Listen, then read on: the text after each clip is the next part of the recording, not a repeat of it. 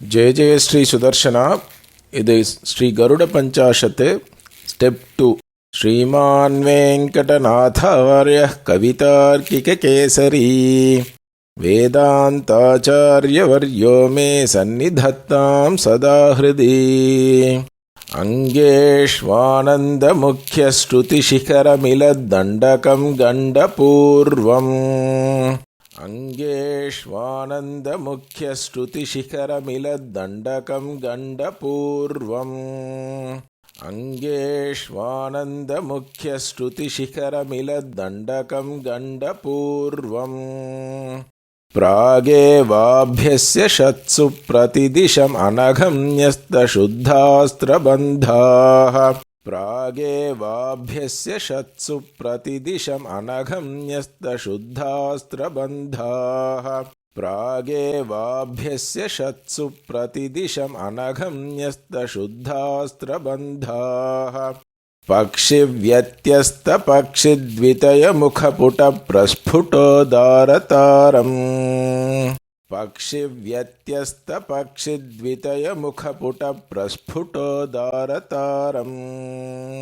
पक्षिव्यत्यस्तपक्षिद्वितयमुखपुटप्रस्फुटोदारतारम् मन्त्रं गारुत्मतं तं हुतवहदयिता शेखरं शीलयामः मन्त्रं गारुत्मतं तं हुतवहदयिता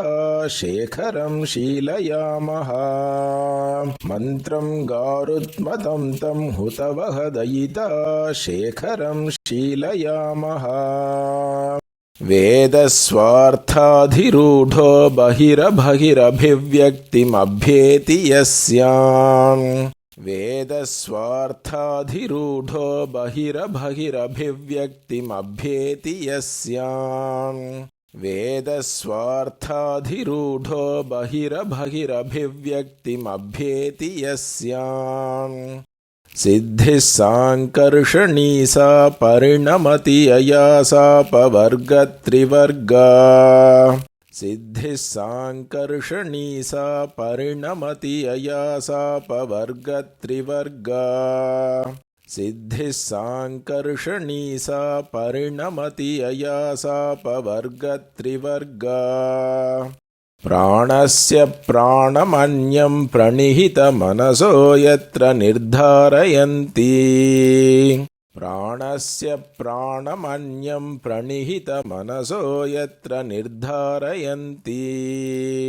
प्राणस्य प्राणमन्यं प्रणिहितमनसो यत्र निर्धारयन्ति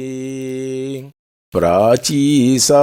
ब्रह्मविद्या परिचितगहना पातु गारुत्मतीनः प्राची सा ब्रह्मविद्या परिचितगहना पातु गारुत्मतीनः प्राची सा ब्रह्मविद्या परिचितगहना पातु गारुत्मतीनः नेत्रं गायत्रमोचे त्रिवृदिति च शिरो नामधेयं यजूंषि नेत्रं गायत्रमोचे त्रिवृदिति च शिरो नामधेयं यजूंषि नेत्रं गायत्रमोचे त्रिवृदिति च शिरो नामधेयं यजूंषि छन्दांस्यङ्घानि धिष्ण्यात्मभिरजनिशफैर्विग्रहो वामदेव्यम् छन्दांस्यङ्घानि धिष्ण्यात्मभिरजनिशफैर्विग्रहो वामदेव्यम् छन्दांस्यङ्घानि धिष्ण्यात्मभिरजनिशफैर्विग्रहो वामदेव्यम् यस्य स्तोमात्मनोऽसौ बृहदितरगरुत्तादृशां नाथपुच्छः यस्य स्तोमात्मनोऽसौ बृहदितरगरुत्तादृशां नातपुच्छः यस्य स्तोमात्मनोऽसौ बृहदितरगरुत्तादृशां नातपुच्छः स्वाच्छन्द्यं नः प्रसूतां श्रुतिशतशिखराभिष्टुतात्मा गरुत्मान् स्वाच्छन्द्यं नः प्रसूतां श्रुतिशतशिखराभिष्टुतात्मा गरुत्मान् स्वाच्छन्द्यं नः प्रसूतां श्रुतिशतशिखराभिष्टुतात्मा गरुत्मान् योऽयं धत्ते स्वनिष्ठं वहनमपि वरस्पर्शितो येन यस्मै योऽयं धत्ते स्वनिष्ठं वहनमपि वरस्पर्शितो येन यस्मै योऽयं धत्ते स्वनिष्ठं वहनमपि वरस्पर्शितो येन यस्मै यस्माद्यस्याहवश्रीर्विदधति भजनं यत्र यत्रेति सन्तः यस्माद्यस्याहवश्रीर्विदधति भजनं यत्र यत्रेति सन्तः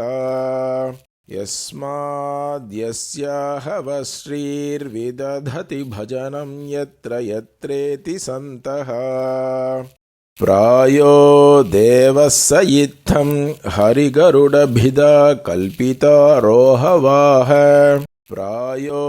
देवः स इत्थं हरिगरुडभिदा कल्पितारोहवाह प्रायो देवः स इत्थं हरिगरुडभिदा कल्पितारोहवाह स्वाभाव्यस्वात्मभव्यः प्रदिशतु शकुनिर्ब्रह्म सब्रह्मतां नः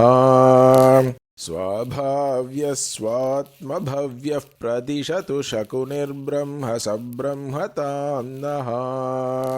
स्वाभाव्यस्वात्मभव्यः प्रदिशतु शकुनिर्ब्रह्म सब्रह्मतां नः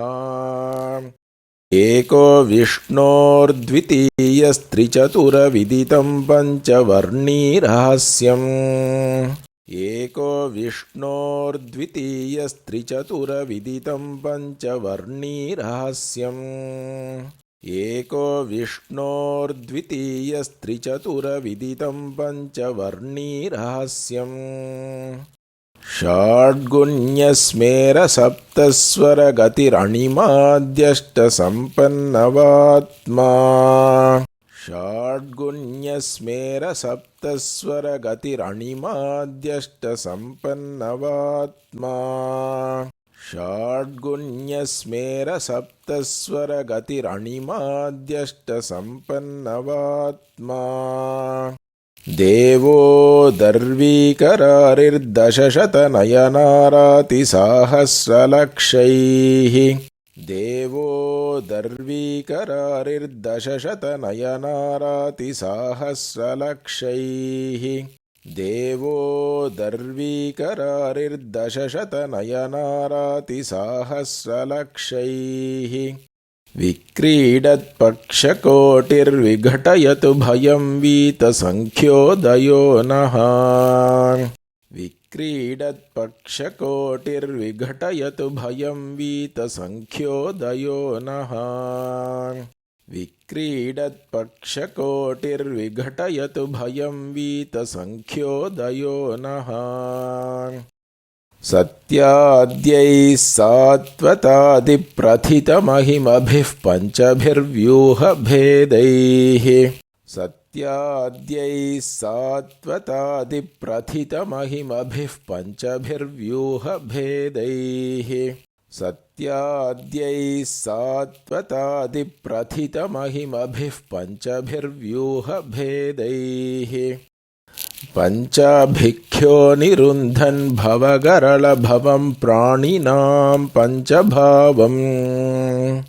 पञ्चाभिख्यो निरुन्धन् भवगरलभवं प्राणिनां पञ्चभावम्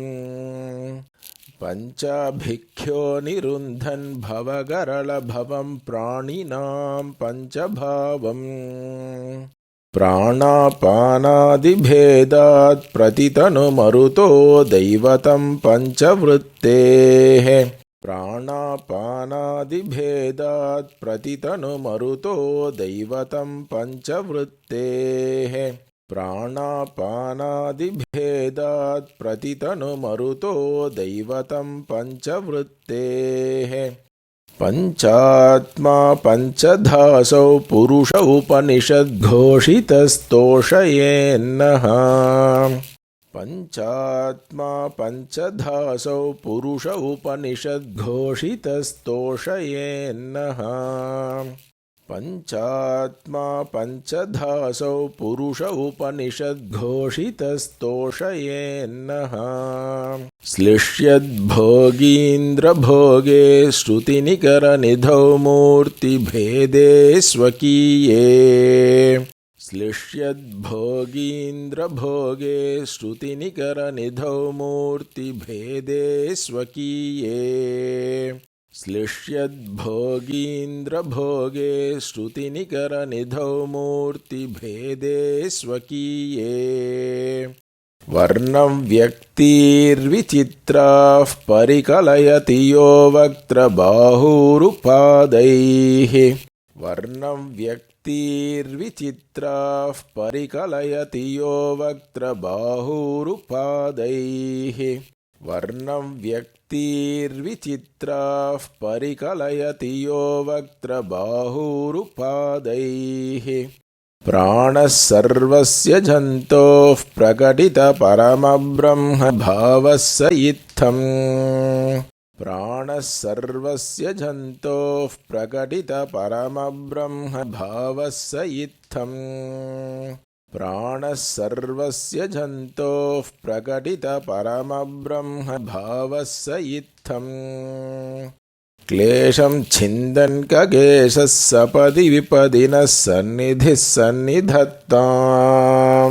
क्लेशं छिन्दन् कगेशः सपदि विपदिनः सन्निधिः सन्निधत्ताम् क्लेशं छिन्दन् कगेशः सपदि विपदिनः सन्निधिः सन्निधत्ताम् अग्रे तिष्ठन्नुदग्रो मणिमुकुर इवानन्यदृष्टेर्मुरारेः अग्रे तिष्ठन्नुदग्रो मणिमुकुर इवानन्यदृष्टेर्मुरारेः अग्रे तिष्ठन्नुदग्रो मणिमुकुर इवानन्यदृष्टेर्मुरारेः पायान्मायाभुजङ्गी विषमविषभयाद्गाढमस्मान् गरुत्मान् पायान्मायाभुजङ्गी विषमविषभयाद्गाढमस्मान् गरुत्मान् पायान्मायाभुजङ्गी विषमविषभयाद्गाढमस्मान् गरुत्मान् क्षुभ्यत्क्षीराब्धिपातः सह भवगरलस्पर्शशङ्की सशङ्के क्षुभ्यत्क्षीराब्धिपातः सह भवगरलस्पर्शशङ्की सशङ्के क्षुभ्यत्क्षीराब्धिपातः सह भवगरलस्पर्शशङ्की सशङ्के छायां धत्ते यदीयां हृदि हरिहृदयारोह धन्यो मणीन्द्रः छायां धत्ते यदीयां हृदि हरिहृदयारोह धन्यो मणीन्द्रः छायां धत्ते यदीयां हृदि हरिहृदयारोह धन्यो मणीन्द्रः आहर्तारं सुधाया दुरधिगममहाचक्रदुर्गस्थितायाः आहर्तारं सुधाया दुरधिगममहाचक्रदुर्गस्थितायाः आहर्तारं सुधाया दुरधिगममहाचक्रदुर्गस्थितायाः जेतारं वज्रपाणे सह विबुधगणैराहवे बाहुवेगात् जेतारं वज्रपाणे सह विबुधगणैराहवे बाहुवेगात् जेतारं वज्रपाणेः सह विबुधगणैराहवे बाहुवेगात् विष्णौ सम्प्रीयमाणे वरविनिमयतो विश्वविख्यातकीर्तिम् विष्णौ सम्प्रीयमाणे वरविनिमयतो विश्वविख्यातकीर्तिम् विष्णौ सम्प्रीयमाणे वरविनिमयतो विश्वविख्यातकीर्तिम् देवं यासूतसासौ दिशतु भगवती शर्मदाक्षायणी नः देवं यासूतसासौ दिशतु भगवती शर्मदाक्षायणी नः देवं यासूतसासौ दिशतु भगवती शर्मदाक्षायणी नः वित्रासाद्वीतिहोत्रं प्रथमम् अधिगतैरन्तिके मन्दधाम्ना वित्रासाद्वीतिहोत्रं प्रथमम् अधिगतैरन्तिके मन्दधाम्ना वित्रासाद्वीतिहोत्रं प्रथमम् अधिगतैरन्तिके मन्दधाम्ना भूयस्तेनैव सार्धं भयभरतरलैर्वन्दितो देववृन्दैः भूयस्तेनैव सार्धं भयभरतरलैर्वन्दितो देववृन्दैः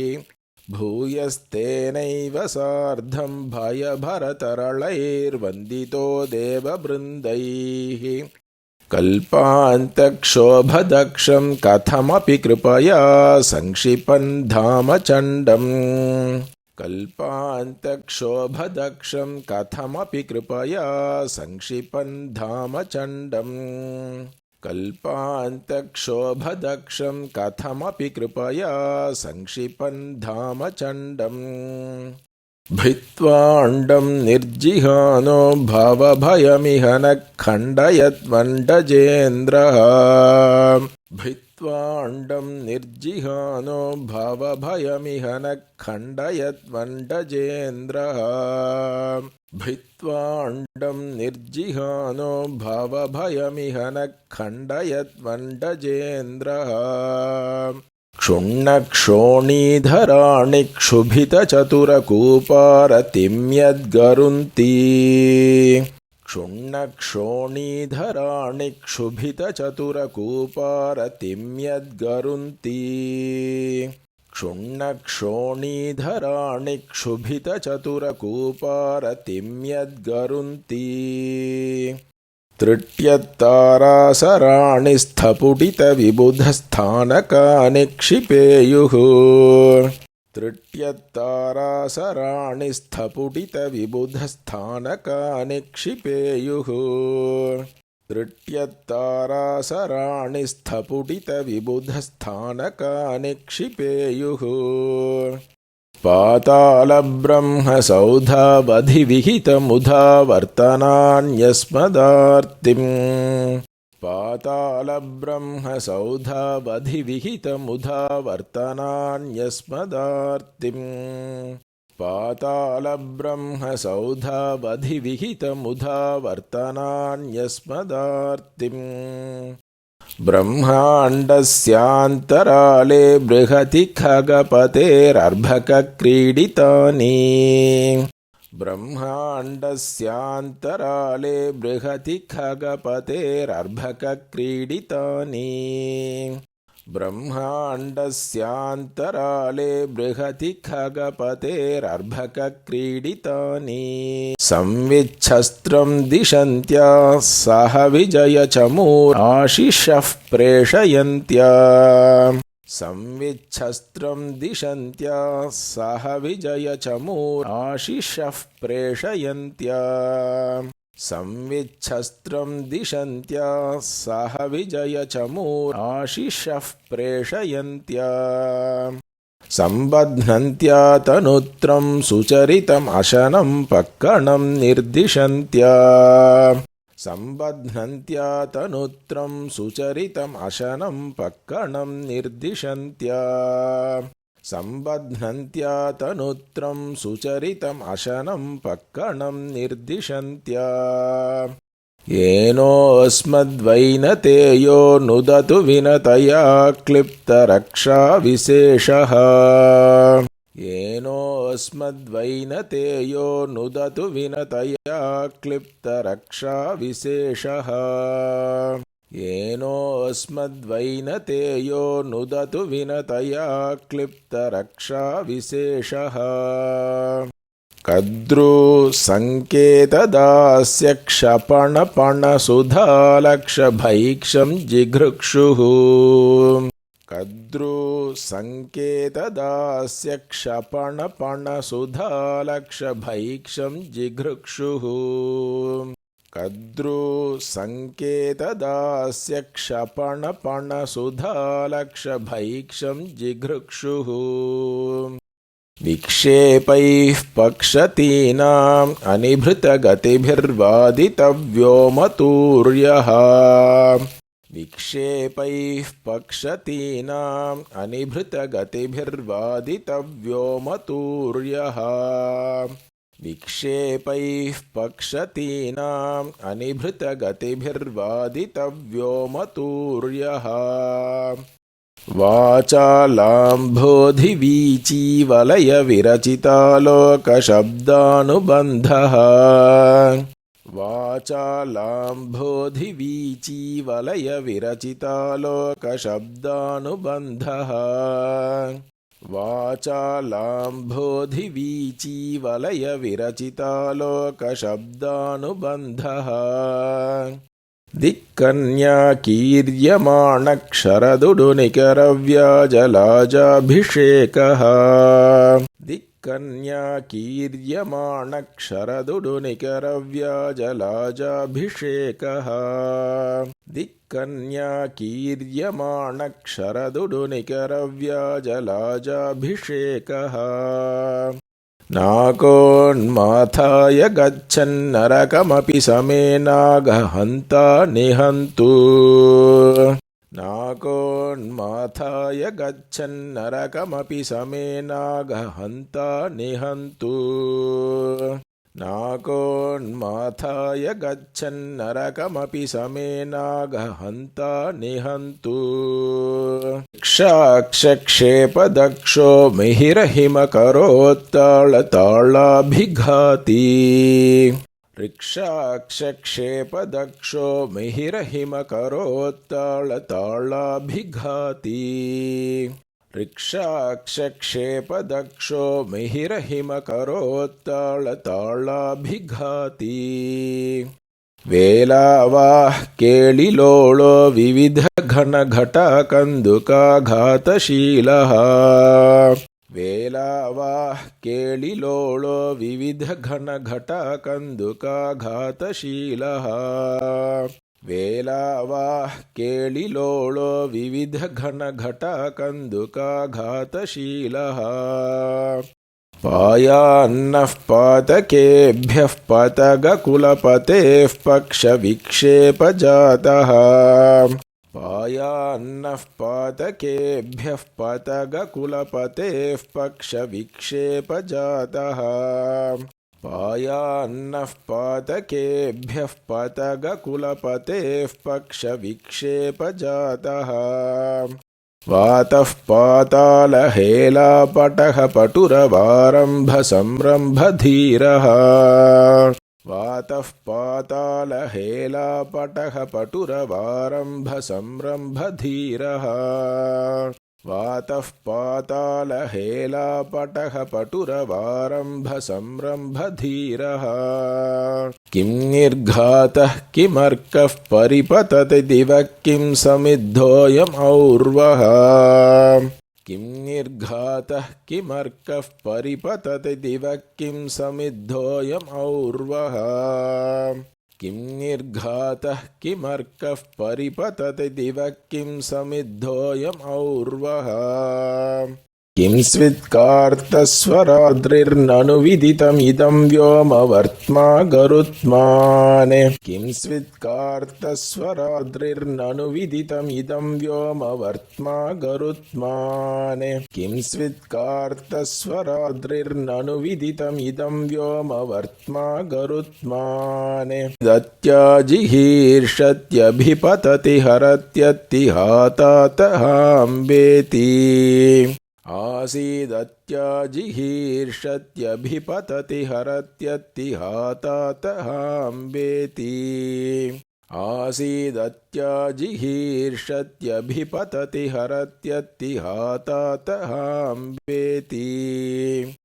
आलापोद्युक्तभिल्लाकुलजठरपुटः पातु नः पत्रिनाथः आलापोद्युक्तभिल्लाकुलजठरपुटः पातु नः पत्रिनाथः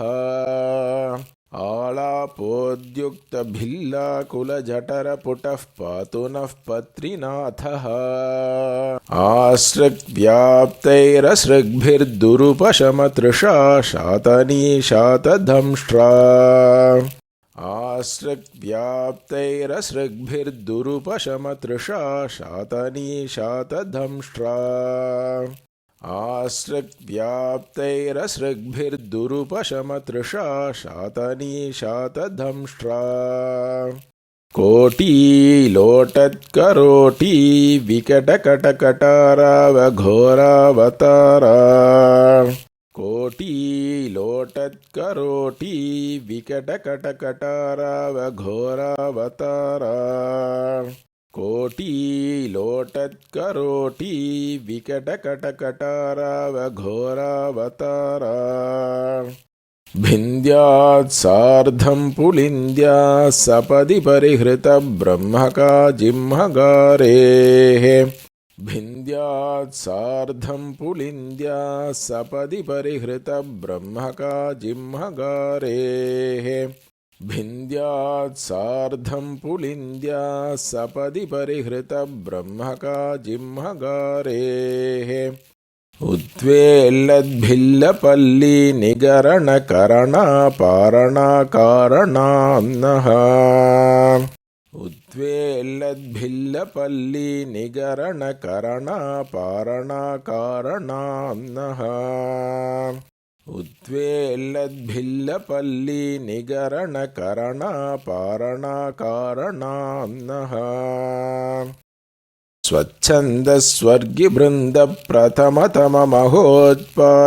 स्वच्छन्दस्वर्गिबृन्दप्रथमतममहोत्पातनिर्घातघोरः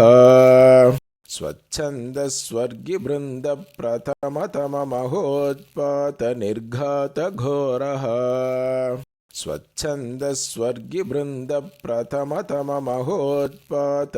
स्वच्छन्दस्वर्गिबृन्दप्रथमतममहोत्पातनिर्घातघोरः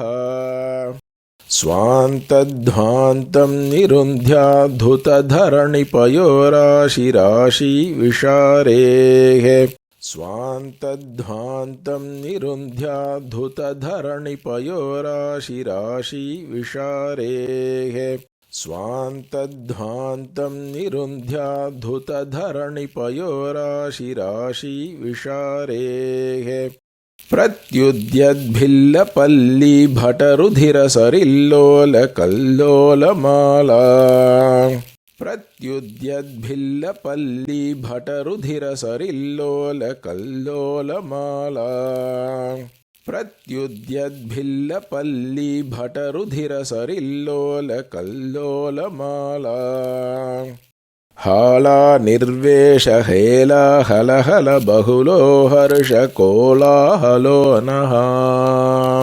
हालानिर्वेशहेलाहलहल बहुलो हर्षकोलाहलो नः हालानिर्वेशहेलाहलहल बहुलो हर्षकोलाहलो नः